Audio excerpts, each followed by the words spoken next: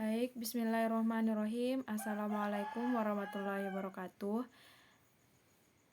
Saya di sini akan mempresentasikan makalah kewirausahaan perencanaan bisnis dalam budidaya ikan nila. Nama Martini, NIM A0D0 20064, kelas atau prodi 5B D3 perpajakan.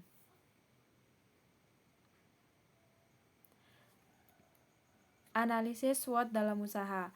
Analisis SWOT adalah metode analisis perencanaan yang digunakan untuk memonitor dan mengevaluasi lingkungan perusahaan baik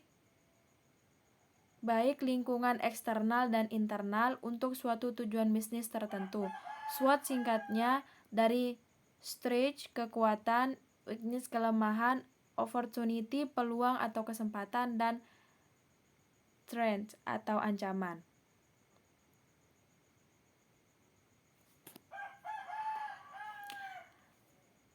Analisis diri sendiri. Kekuatan saya dapat bekerja di dalam tim atau kelompok yang saya ikuti baik dalam kuliah atau organisasi dan di rumah, bertanggung jawab atas apa yang diamanahkan. Kelemahan saya jarang bisa mengontrol emosi, merasa malas dan keras kepala, kadang merasa kurang percaya diri dan sulit mengambil keputusan.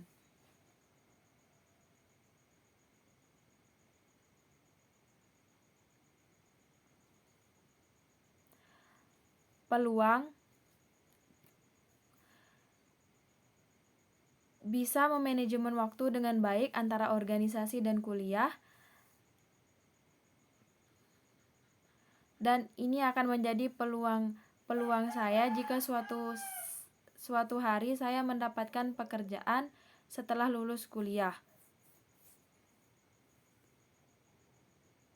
Ancaman dari diri sendiri yaitu kurang bisa mengontrol emosi. Mungkin ini salah satu ancaman terbesar dari diri saya sendiri untuk kedepannya karena sering sekali terpancing emosi.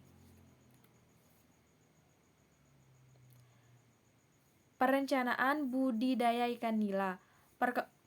Perkembangan budidaya ikan nila cukup menjanjikan. Hal ini dapat dilihat dari berkembangnya budidaya ikan, terutama ikan air tawar, dengan potensi keuntungan yang cukup besar.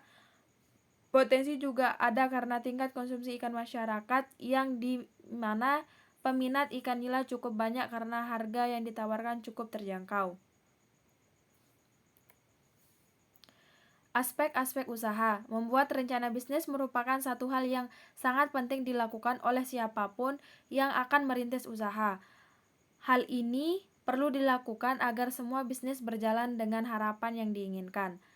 Analisis persaingan. Melihat pesaing yang terjadi saat ini, saya sadar di luar sana banyak kelompok yang jauh lebih berkembang terlebih dahulu. Tapi seorang wirausaha akan semakin maju apabila ia berani mengambil resiko, salah satunya bersaing. Segmentasi pasar yang akan dimasuki. Dalam segmentasi pasar ini, jenis promosi, lokasi usaha, kelangsungan produksi, dan lain-lain. Maka lokasi produksi ada di pedesaan yang masih banyak aliran air yang mengalir untuk melakukan budidaya ikan air tawar ini. Dengan melakukan penjualan ke semua aspek masyarakat, maka bisa kita persepsikan biayanya, laba, dan keuntungan lainnya.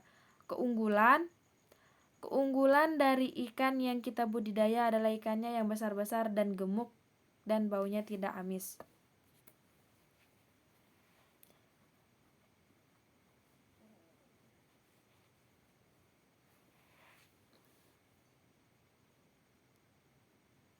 Rencana pemasaran.